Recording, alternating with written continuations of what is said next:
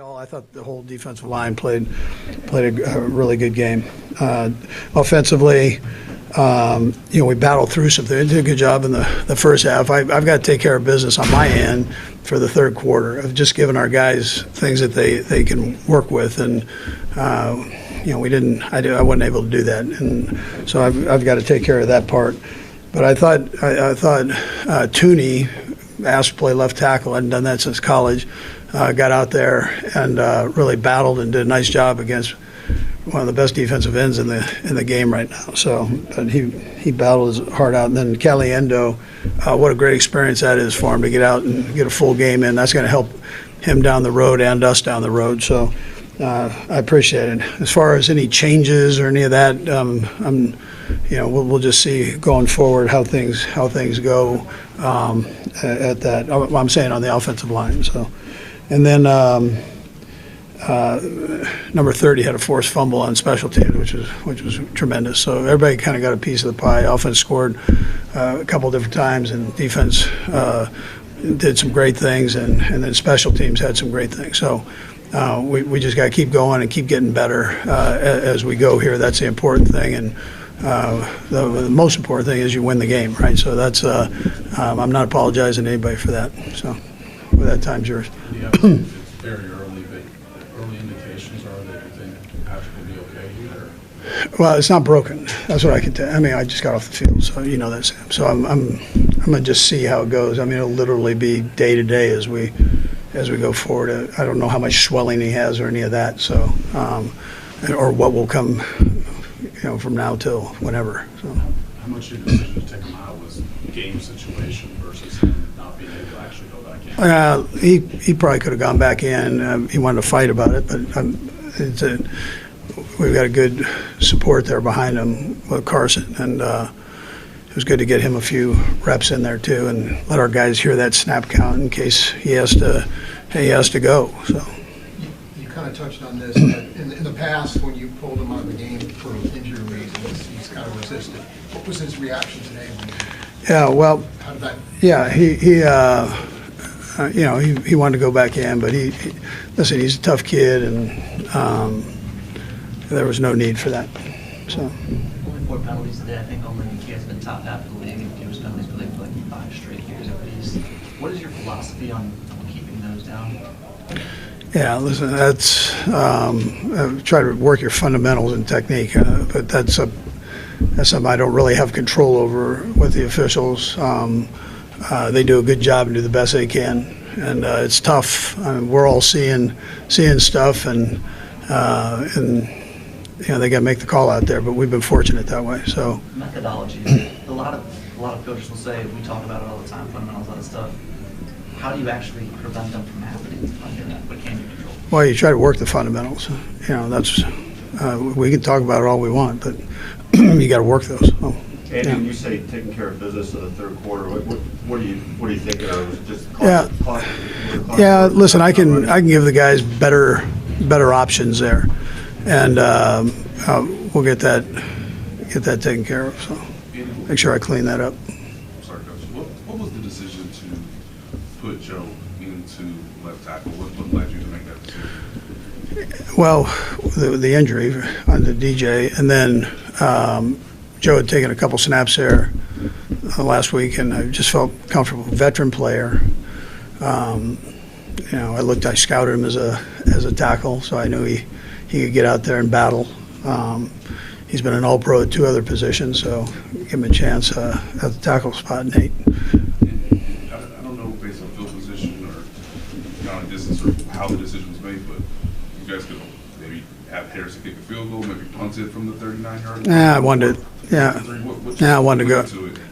I thought we had a good play. I thought, and it was one of those deals. So I wanted to go for it and get it. We've been pretty good in those situations, but not today.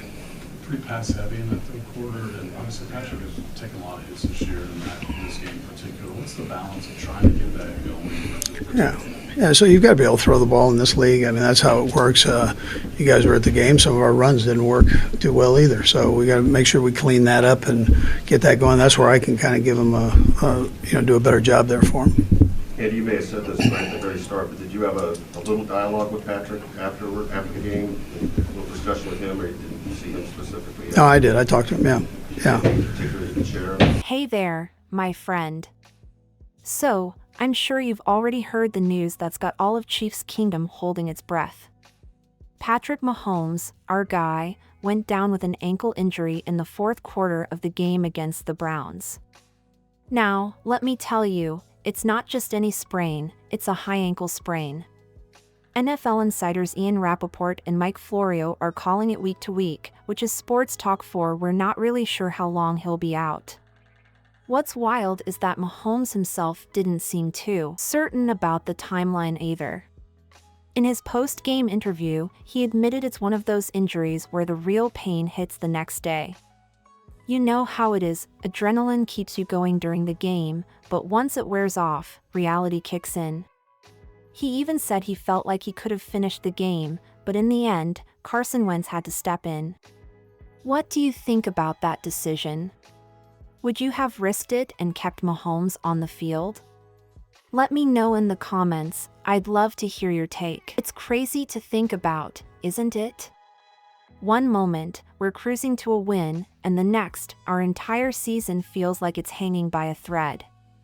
The Chiefs did finish strong with a 21-7 victory, but let's be real, it didn't feel like much of a celebration with Mahomes leaving the field on a cart. Did you catch that moment? It was like time stood still. Alright, here's a quick poll for you. How confident are you in the Chiefs without Mahomes? Drop your vote in the comments. 1-4 we're doomed and 10-4 we've got this.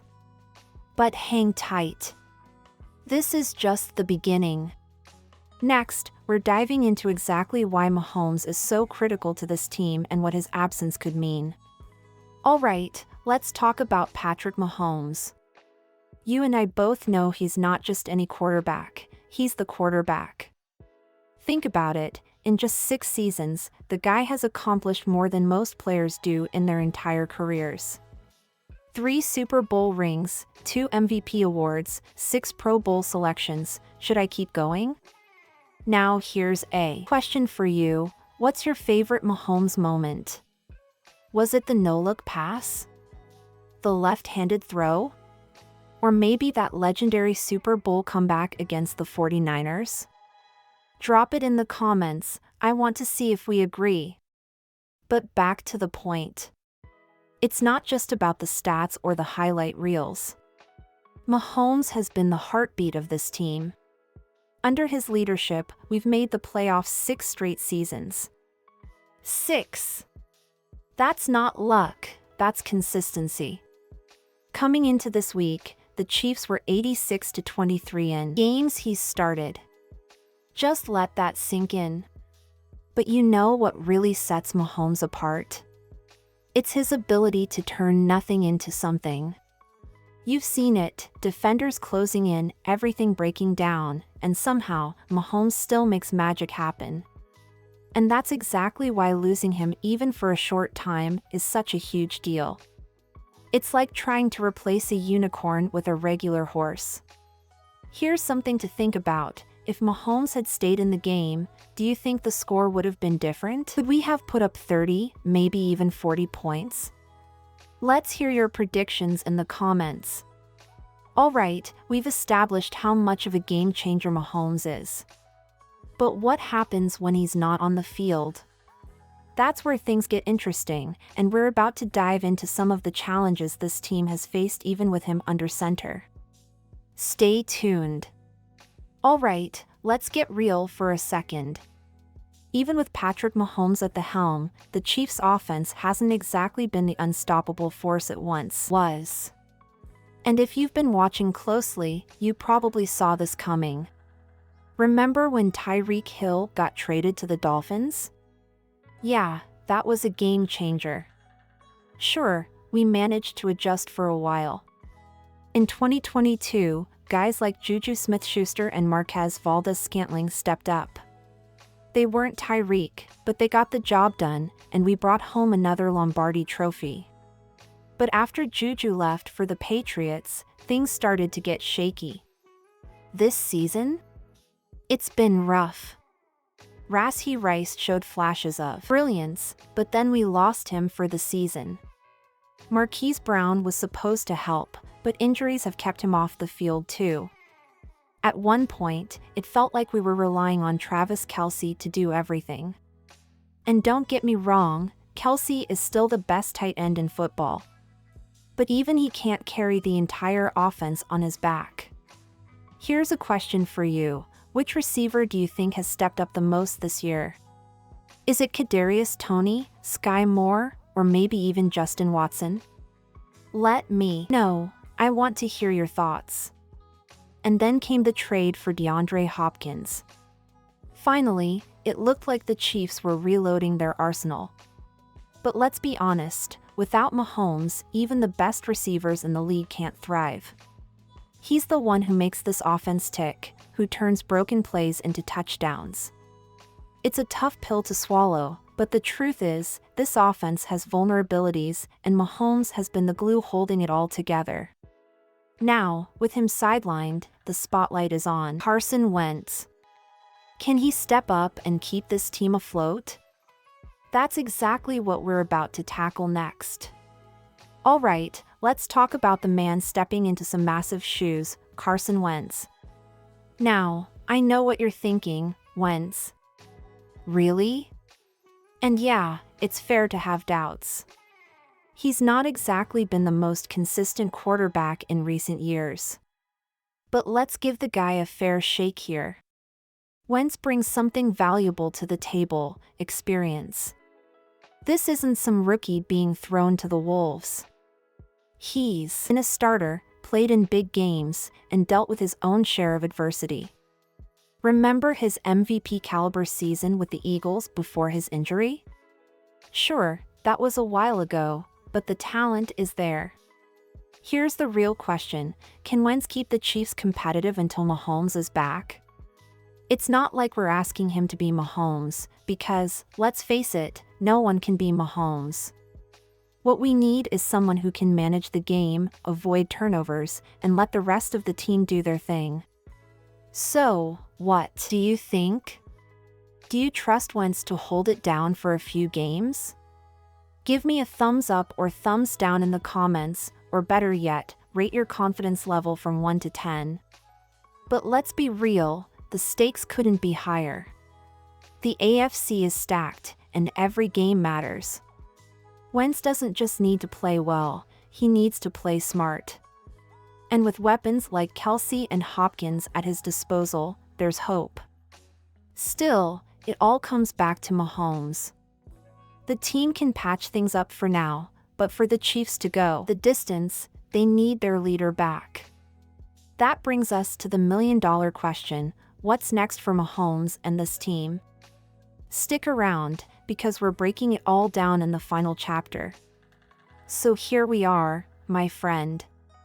It's crunch time, and the big question on everyone's mind is, what happens now? The Chiefs are still in the hunt, but without Mahomes, the road ahead looks a lot bumpier. Let's break it down. First, the good news: this isn't Mahomes' first brush with adversity. Remember when he dislocated his knee back in 2019?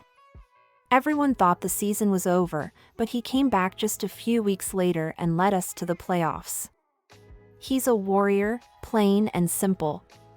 But recovering from a high ankle sprain isn't something you can rush, especially when every game counts. That's where you come in. Chiefs Kingdom is known for being one of the most passionate fan bases in the NFL.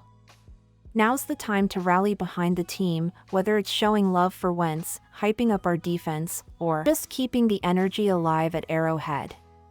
So, here's my question for you: what's the best way for fans like us to support the team during the stretch?